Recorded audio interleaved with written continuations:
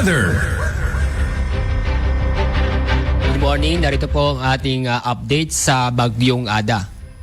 Si Bagyong Ada ay humina palalo at naging tropical depression sa mga oras nito ay nasa layong 385 kilometers east ng Kasiguran, Aurora. Dahil humina at naging tropical depression ang bagyo, ang lakas ng hangin na malapit sa gitna ay umaabot na sa 55 km per hour. Samantala ang pagbugso ng hangin ay nasa 70 km per hour. At yung makikita sa ating latest image, yung kaulapan na dala ng bagyo ay unti-unti nababawasan kumpara nung kagabi. At itong kaulapan na ito ay hindi na po umaabot sa kalupaan. Sa mga oras din dito, wala po tayo na monitor ng malawakang pag-ulan sa ating bansa. Kundi, inaasahan po natin yung mga isolated na mga pag-ulan. At sa ating forecast track ng Bagyong Ada, ganun pa rin po. Unti-unting lalayo sa kalupaan ang bagyo. At habang nasa loob ng Philippine Area of Responsibility ang bagyo, ay hihina pa ito at magiging low pressure area pagdating ng Miyerkules, January 21.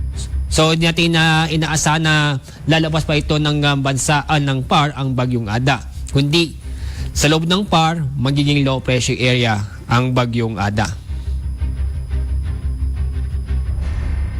Pero kahit na malayo ang bagyo, papalayo sa lupa, minaasahan tayo malalakas na hangin dulot ng amihan at itong indirect effect ng bagyo. Ngayong araw, may inaasahan tayong malalakas na hangin mostly sa Luzon. Ito ay sa Batanes, Cagayan, Isabela, Quirino, Ilocos Norte, Abra, Aurora, Iloilo Islands, Cam Norte, Camsu, Catanduanes at Northern Samar. Bukas, araw ng Martes, January 20, minaasahan pa rin tayong malakas na hangin sa Batanes, Cagayan, Isabela, Ilocos Norte, Abra, Aurora, Quezon, Marinduque, Romblon, Cam Norte, Cam Sur, Catanduanes, Albay, Sorsogon, Northern Samar at Surigao del Sur. Sa araw ng Miyerkules, January 21, patuloy din mga karanas ng malakas na hangin sa Cagayan Valley, Ilocos Region, Abra, Aurora, Bulacan, Calabarzon, Mimaropa, Bicol Region, Northern Samar, ganoon din sa Eastern Samar, Negros Occidental, Negros Oriental, Cebu, Antique, Aklan, Iloilo, Guimaras, Dinagat Island, Surigao del Sur, Agusan del Norte at Davao Oriental.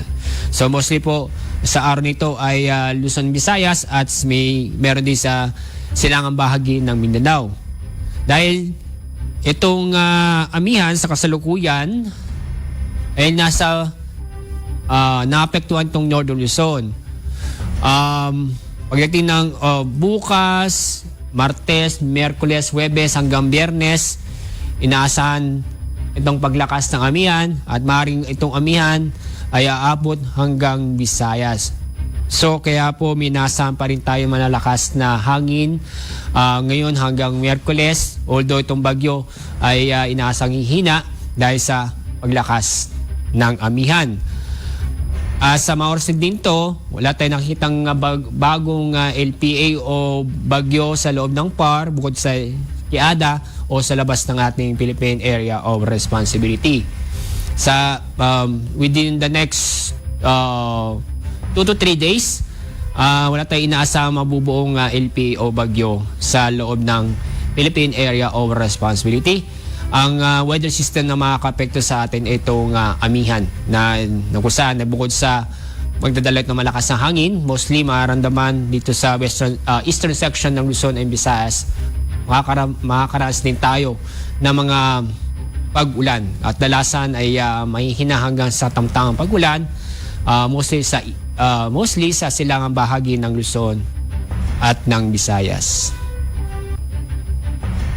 So yan pong ating update sa binabantay nating Bagyong Ada. Ang susunod nating update mamaya pong 11 o'clock ng umaga.